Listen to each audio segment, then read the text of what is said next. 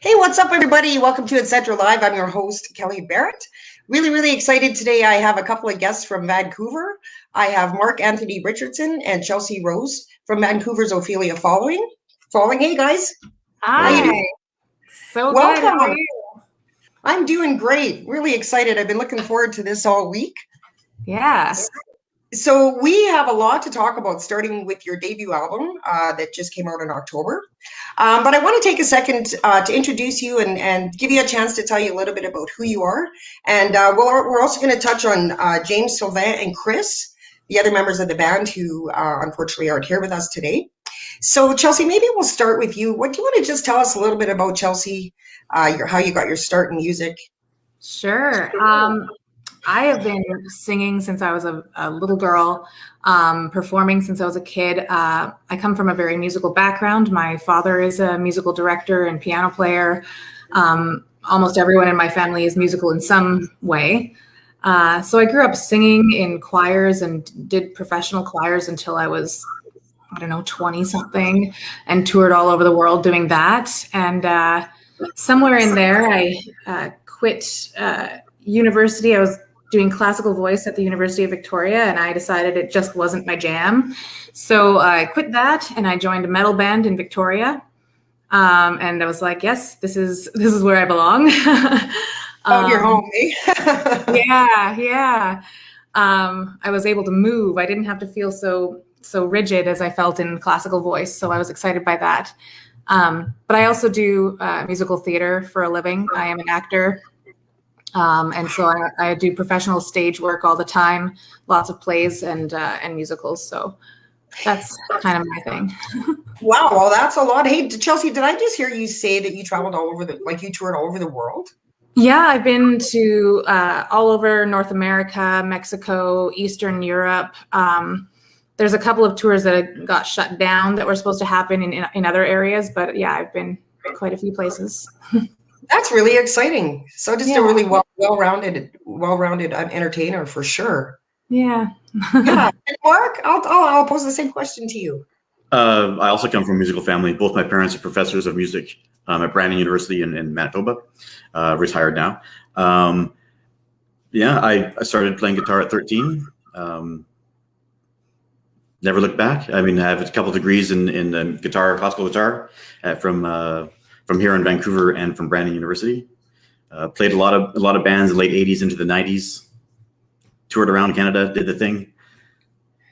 Touring back in when it was the land of milk and honey back then. Yeah, when you could just make a living at it, and things were a lot different back then, right? You had to tour with your own sound equipment and your own lights, and it was you carried around the whole show with you. Now it's easy; you just show up and plug in and play. You don't have to worry about the PA system and having your own technicians and all that stuff. I mean, it's a lot different now. It's a lot easier now. It sure is. It sure is. I remember that. I remember, having to have the crew and half your money's going to gear payments. And so, in some aspects, it's different now. Like, it's better now because you don't have to do that. But then, the work isn't there like it used to be. Right. But I think that I really want to talk about Destroyed in Delight, the amazing debut album that came out in October of last year. But why don't we take a second, and Chelsea, I'll ask you to tell us about if you could talk about James Meyer for us. Sure. Jamie, as I call him. Most of us call him Jamie, I think. James has an incredible background as well. He's been a professional touring musician for many years. He was in Strapping Young Lad and worked with the Devin Townsend Project and Devin Townsend. And we found him in 2017. Yeah. We were looking for a keyboard player, and he answered our ad, and man, he fit right in. His orchestrations, his creations are incredible. He adds so much musically to the band. And he's a big goofball, and we love him. Perfect. He fit right in, hey? Yeah. It's funny about James. I had considered him for the position originally when I first started putting keyboard players on my list of keyboard players, but I thought that he wouldn't do it because was such at a high level. I mean, he worked with Devin Townsend, right? So I thought, he probably wouldn't want to start like a grassroots kind of beginner kind of in the trenches kind of band. And so then when I got an email from him out of the blue, I was really happy. No doubt. And sometimes I think that's actually a plus when that happens, because then you can sort of, mold and form the band, you can grow together from the ground up. Yeah. Yeah, for sure. Chelsea, did you want to tell us a little about Sylvie? I hope I said his name correctly. Sure. I hope you did too. He's French, he'll lose it. Sylvain, do you want to talk about where he started and where he came from? Sure. Sylvain is another old school rock player. He's a bass player from Quebec. He's playing a lot of bands, a Megachrom. He's in another band called Anarchion that's very good, a very heavy metal band. And I met him playing in a Judas Priest tribute band. We played together in a band called Saints in Hell, and I got to know him really well. And so when I was looking for a bass player for this project, he's one of the first people that came to mind, because I just think he's a really great guy. He's a great bass player, and he's like a solid. Nothing phases the man. I mean, the place could be on fire, and he's like, He's chill. Good guy to have on board, though. Yeah, he's just so calm, and nothing gets in his way. Nothing phases him. He never panics. Everything just rolls off him like water off a duck. He's just calm and smooth all the time. And he has the most insane stage presence. Yeah. Like, he goes from being the most calm, just laid back dude to just insane on stage. And it's so much fun to be on stage with him. And he's one of those guys the quiet ones. You got to watch for the quiet ones. They're the ones that, man, they go off. And definitely. He's one of the guys that can wear sunglasses indoors and make it work. And make it look cool, right? Yeah. He's that guy. Right on. Well, I really want to talk about Ophelia Falling's debut album. We should talk about Chris first, though. Oh, I'm sorry. We have the newest member is Chris Pallett, our new drummer. He joined us in August, I think. Our previous drummer moved to Calgary, so we could no longer be in the group. So Chris is a younger guy. He's in his late 20s. He did jazz drumming at college.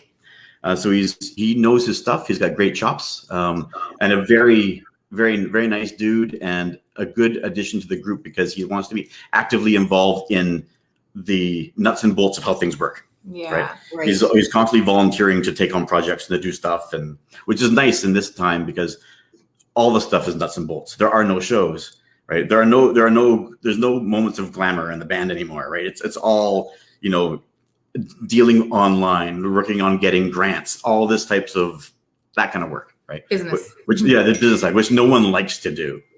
Right. And where is Chris from? He's from Surrey. Oh, is that right? Okay. And so how long has Ophelia Falling been a musical act? Like, how long have you been a band? Our first show was March. March of 2018 is when we first started playing together.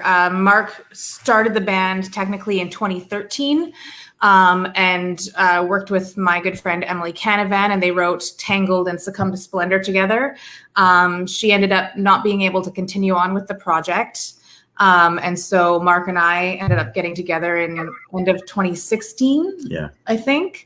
And so we'd been writing together since then. But yeah, our first show was the beginning of 2018. And so it's been about 3 years of playing all together with a couple of live. That's amazing.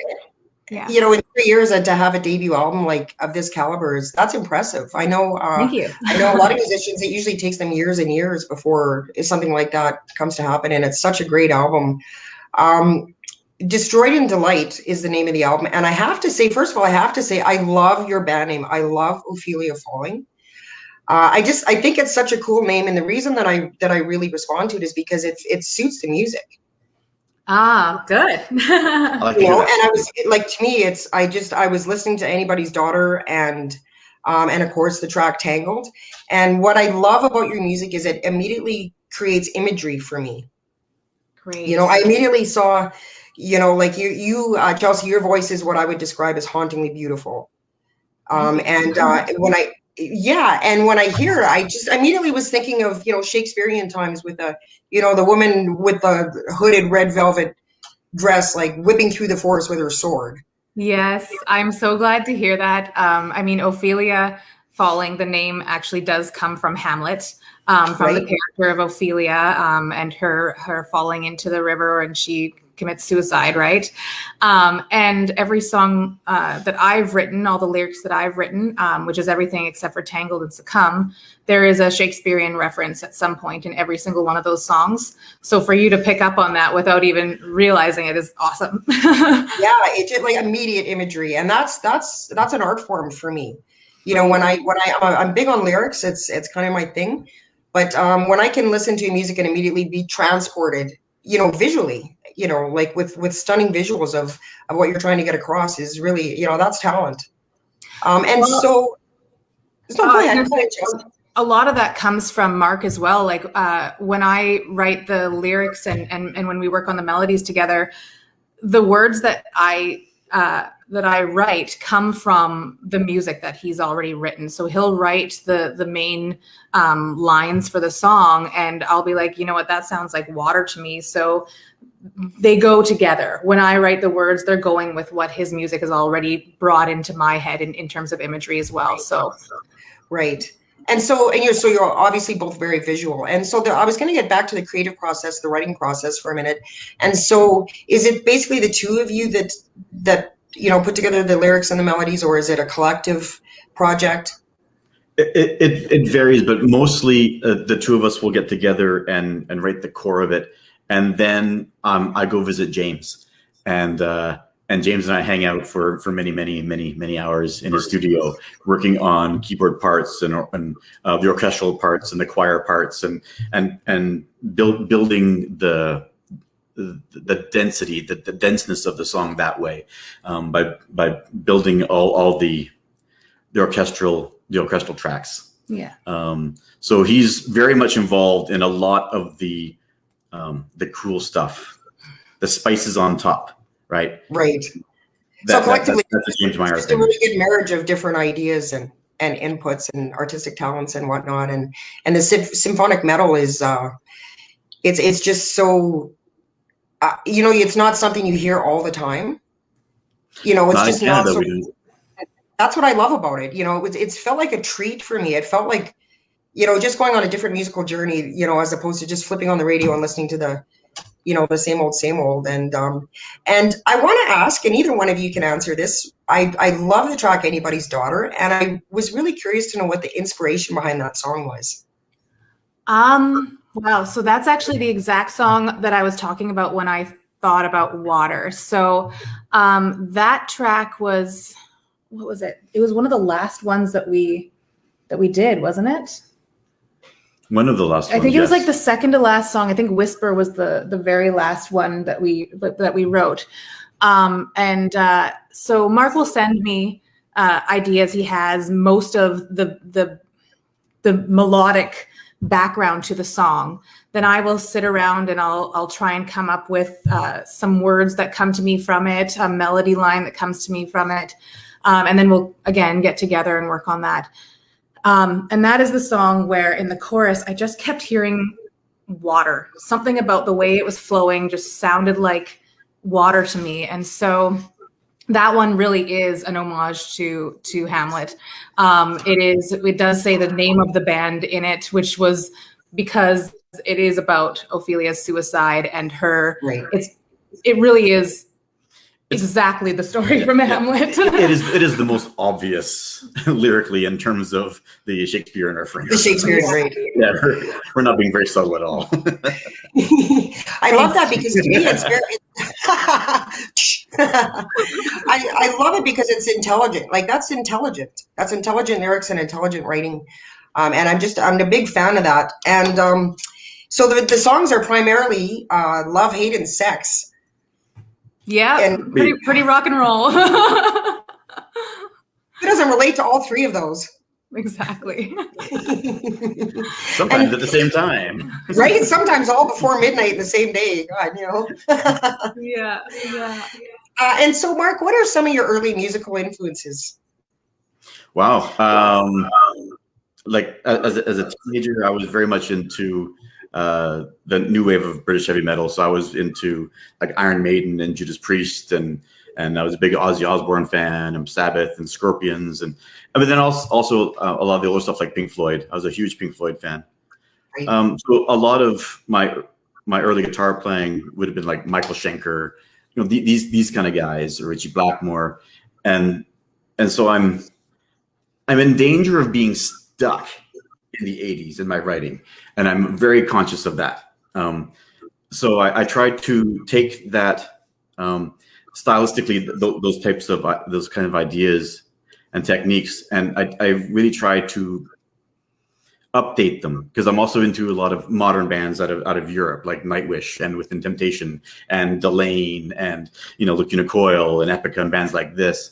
So it's kind of a blend of all that, right? The early influence kind of set the foundation of what I do, but I'm always aware of not being trapped in my youth. Right. And I understand that, because I'm such a diehard 80s fan myself. I mean, that was my era when I was on the road, and sort of branch off to that. And I noticed, Mark, the other day you were jamming to some jazz, and I thought, wow, from symphonic metal to jazz, this guy's well-rounded for sure. Well, I have to be, right. Before COVID, when we were able to do things, I'm a session guitarist, and so I do a lot of theater work, and I do a lot of work with choirs, and so I'm kind of required to be able to play anything. Right. Convincingly. So if they need some jazz, I got to play jazz. If they need some reggae, got to play reggae. If they want country, got to play country. Right. The Broadway hits, you got to play the Broadway hits, and you have to play them authentically. Otherwise, they'll find somebody else who can. So right. I have to be able to play authentically in every style. That takes talent, and what a great way to just expand your abilities to be able to. I don't know if it takes talent. It just takes a lot of work. It takes talent, Mark. You're being humble. It takes talent. Chelsea, same question for you. Musical influences? Wow. In a similar way to Mark, I listen to everything. I love everything. There's very few genres of music that I don't listen to or enjoy. When I think of my musical influences growing up, Peter McCartney, Karen Carpenter, and then when I discovered rock and roll, which was somewhere around when I was 11 or 12, I went to the library and I found a Foo Fighters album, and it was their first album, and I pulled it out and I was like, this looks interesting. I'll put this on, and I was just blown away that modern rock and roll could sound that way. Because I'd heard the 80s and I love the 80s, and I'm still a huge Iron Maiden, Judas Priest, all of them, Sabbath fan. But the Foo Fighters really got me. I loved the way Dave Grohl wrote. That also then sent me back to Nirvana. And so I have a lot of musical influences, and they change every day. I wake up every morning and I put music on, and sometimes it's jazz, and sometimes it's like black metal, and sometimes I'll put on a country song. I'll put on everything, because I want to hear every version of every genre of music I can, so that I don't get pigeonholed, and so that my music doesn't become just one single thing all the time, and it's ever changing. And similarly to Mark playing in all those different genres, I sing in all those different genres, and I make sure that I can also do it authentically. So if you ask me again tomorrow, I'd probably give you completely different band names. Different answer. Yeah. I think it's good to stay open-minded like that, though, because sometimes you can get inspiration from the most unlikeliest of places. Absolutely. And so we were talking, Mark and Chelsea and I were talking before the show, about the obvious situation of, the touring with The Strange. And oddly enough, Chelsea, you were both sharing with me that it's been exactly a year to the day since your last performance. Yeah. A year ago today, we played a show called Femme Fatale at Pub 340 here in Vancouver. I think every band was either led by or incorporated women. They're all led by women. Yeah. So that was a really cool show. And of course, we didn't know it would be our last one. Yeah, only we'd known, eh? We would have played till 5 a.m. Yeah, no kidding. That was a fun night, though. That was a really fun show. It was, yeah. And so, speaking of the road, we were also talking about this. We did a show. Actually, Mark, I have a road story all about you.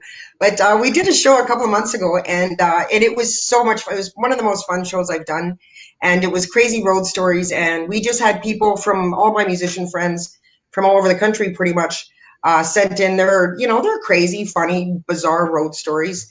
And a mutual friend of ours, Ian Morris, had shared a story about your band leaving a gig. I think it was early in the morning, and you had just come from 7-Eleven, and the police thought that you had possibly robbed a bank. Yeah. So yeah. So so that was in Brooks, Alberta. That was in Brooks, and I was in a band called Renegade, sometimes known as Renegade Lampshade, with Ian,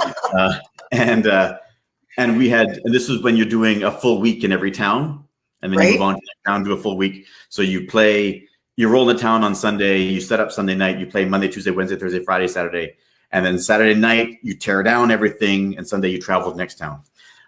So this was early Sunday morning after we had torn down, because we're like heading to Prince George or something like that. We have a long drive ahead of us, and we have the school bus, right? We have a giant school bus that we had converted into our travel machine, and like the back's all taken out, and then we have a wall in there, all the gears in the back, because we have to travel with lights and sound, right? So we have the band in the front with bunks and like a table and everything. We had renovated it that way, and Ian was driving.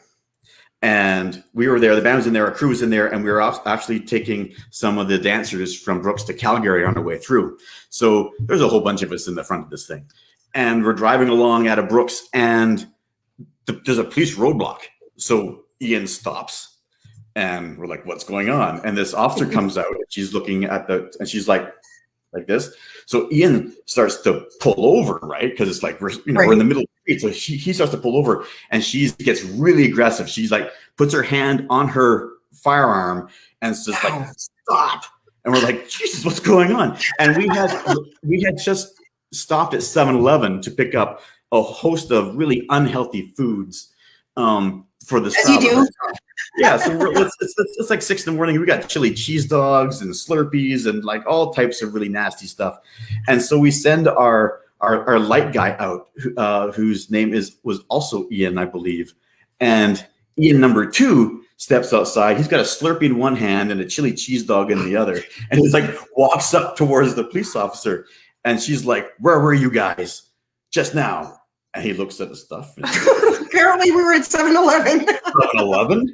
So she sends him back inside. He's like, they think we robbed a bank. So they stopped us for potentially robbing a bank in Brooks and escaping in our giant rusting van after dropping by 7-Eleven for chili cheese dogs. It was pretty ridiculous. I'm glad Ian Morris didn't get shot, because he was trying to pull over and she was having none of that. She wanted us dead still in the street. Who in the right mind is going to plan a getaway in a rusty old school bus? It seems pretty unlikely. Yeah, the road is fraught with peril at times, and good times too, and crazy times and shenanigans. And Chelsea, do you have any road shenanigans that you could share with us? Well, when it comes to our band, Ophelia Falling, so our biggest tour was actually supposed to be in 2020. We had a 3.5-week tour across Central and Western Canada planned, but we did do a couple of small tours to festivals in the last couple of years. And on one of them, we went to Calgary for Decimate Metal Festival. And on the way back, we were traveling back around the same time as one of our friends' bands, Cosm. Very good friends. They'd taken off and we were about an hour behind them. And I started getting messages from their lead singer, Jessie, a great friend of mine. And she's like, the car's making really weird noises. Something's not right. And sure enough, it breaks down. We pull over, we help them get it back on the road. I don't even know what we did. We just helped them get going again. We jumped them. Yeah, they need their battery. Their battery was dying constantly. Their battery wasn't holding a charge. That's what it was. Right? Yeah. And incidentally, one of their guitar players, Mike Slater, is the guy who helped us with the album. He recorded the album Yeah. So we had to jump them, I don't know, like 5 or 6 times. Yeah, we were stopping every 10 minutes along the Trans-Canada, going through Golden and all that, like in the mountains. So about 10 minutes, 15 minutes out of Revelstoke, again, on the top of like a hill at the summit there, they broke down again and they're like, we're not going to make it home. We have to stop. And it's 5 o'clock on a Sunday. So we pull into Revelstoke right behind them. And of course, there's no mechanics open in Revelstoke at 5 p.m. on a Sunday. And someone at Lordco said, you know what, go see this guy. So this guy down on the back road there, we went and found him, and he started working on the vehicle, got them a new battery, was talking to them and was like, oh, you're in a metal band. That's great. And he wanted shirts and CDs. So we all gave him shirts and stuff. And he goes, you know, you're not the first metal band to get stuck out here. And we're like, oh yeah, who else? I mean, we know local bands, right? He's like, yeah, this big tour bus came through and they broke down, and they were, I think their name was Five Finger Death Punch. What? See, that's funny on many, many levels. So many levels. That little band, you know, you might have heard of them here or there. Yeah. Well, hopefully we can all get back to the road when this is over. And, you know, man, and I just want to let everybody know, you check out the album Destroyed in Delight, Ophelia Falling, on Bandcamp or pretty much any of the normal streaming platforms. Definitely make sure and check it out there. So, I'll ask this question to both of you individually. So what does the future look like for Ophelia Falling in a perfect world? Oh, wow. Well, I don't know if there is such thing as a perfect world, but we could wave a wand. Yeah, if we could. Well, we have a lot coming up. We're very excited because we have 3 music videos coming out soon. Nice. We're working on a music video for the song Destroyed in Delight with Karen Lamb, who also did our music video for Anybody's Daughter. This one, though, am I allowed to talk about it? Yep. Okay. We can't give you all our secrets. Yeah. This one, however, is going to be an animated video, so that'll be different. We have a music video coming out for Tangled. That will be a lyric video, and it's being created by a friend of ours named Chris Barrett. Similar name there. Yeah. So we're really excited for that. And then we've got, we filmed a video for Whittigo in the summer with the Culch, which is a theater out here, who decided to use one of our songs in a production they were doing. And so we're going to be releasing that on Friday. You have to share it with me. Yes. So Whittigo will be coming out on Friday. That you're the first person we told that to, actually.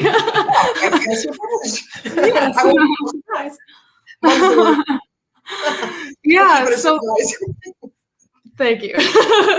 So that's the immediate future, but in the extended future, I mean, our goal is to make our way to Europe. We're very aware that the genre that we play within is not the most popular in North America, and we are super okay with that. For sure. So our plan is to get out to Europe. Our plan is to tour out there and to get on the bigger stages out there and to really, fill the hole that Delane is going to be leaving. And who knows what's going on with Nightwish after Marco leaves. So it's like there's opportunity. But the reality is that the music that we play is not North American friendly. It's a European style. And the Europeans love it. We're getting a lot of recognition in Europe right now through media and through websites out there. We're getting a bit of a push in Europe, way more so than we are in Canada. And in Portugal. In Portugal, they love us in Portugal. That's amazing, and I think it's cool. I think hey, nobody says you have to be mainstream top 40 here. To have that type of influence in Europe, I think is actually really exciting. And. And, to be able to, will the show be, we're just going to say when, because I'm not going to say if. So when you do tour Europe, will the show be really a theatrical presentation? Will it? We are looking to go more multimedia and using a big screen. Right. But I think the essence of it will still be just a really aggressive, in your face type of live performance. And I mean, the bigger the stages, the more room we have to play with that kind of stuff, with choreography of some kind, with the more theatrical side. So on smaller stages, we kind of get pigeonholed into we can only move so far. I'm in my box. So as we get those bigger spaces, we're able to have a little bit more fun with the theatricality of it all. And we have members that like using big stages. I mean, between the three of us up front, we like movement. Between like Chelsea, myself, and Sylvain, we use space on stage. Mm-hmm. So we feel really isolated in our little box. We like to move. Yeah. So we excel at big stages. That's our home. Great. Awesome. And, so one more question I have for you, and you can both answer this. I always like to ask this because I think a lot of the viewers that are watching, not everybody had the opportunity to be on the road, back in the day, Mark, like, when it was, just work everywhere and whatnot. A word of advice from each one of you, Chelsea, for the female viewers that might be watching and wanted to get into the business, just some words of encouragement or wisdom, or, especially with the climate, with the COVID being the way it is, what advice do you have for somebody, trying to break into the business in today's age? Sure. Do you want to go first? Sure. I guess it's really easy to treat COVID and the current climate as a negative. And to say, woe is me, we can't tour, there's no live shows, this is a terrible thing. And while there is a bit of that, right? I mean, we really miss playing live, and we miss, for sure, really connecting with our audience and our fan base in a very physical way. This is an opportunity to deal with all the business side of it, the rear end that no one likes to do. Right. No one likes to write grant applications. Right. No one likes to do these types of things. All the emails and all the work and all and the writing and the writing and the practice. Right. And this is a good time to woodshed your own personal chops and your own skill sets. So you got to think of it in that way. Right. And not get discouraged by not being able to perform. Right. I think that's really important. This too shall pass. Right. Agreed. I mean, we are already booked for shows next year. I mean, I can't. Is that right? Yeah. There are things happening next year, assuming that we can play literally a year from now. Yeah. Right. So is so there anything we could talk about that, or is that still kind of kept under wraps? That's I'll just little tease. Yeah. there are things coming up next year. Right? Fair enough. But I have to wait for them to announce these things. Right. Gotcha. Yeah. Well, when I think about female or female identifying people who want to jump into the industry, it's not easy, and I'm still working on it. And being a heavily male-dominated industry, especially metal and rock and roll, there are fewer of us, and it feels like we have a smaller voice, but we don't. And we need to avoid getting pigeonholed, and we need to avoid letting the media or whomever talk about us in the same way. So just because we are female doesn't mean we're playing the same kind of music. They're female fronted is not a genre. We are all doing different things. You don't have to put us all together in one or compare us between each other. Don't take Ginger and compare them to us because there's a female lead and a female lead. We are nothing alike. And so remembering to hold your ground and stay strong in the fact that you are still an individual within all of this, and to not let yourself get taken down by that, because it feels awful sometimes to get lumped in all together when you're all so different. And also just find your community, because there are a lot of other female members in bands, and especially even locally, we have an amazing group of women in bands here, and we have all connected and go for brunch together. We have group chats together where we're talking about music, we're talking about safety, because sometimes safety is an issue within the music industry. And so if you can find that community, it really does help to feel better and stronger when you've got more around you. For sure. And I think that, the Canadian music industry as a whole, you just kind of talked about, just like women lifting women, musicians lifting musicians.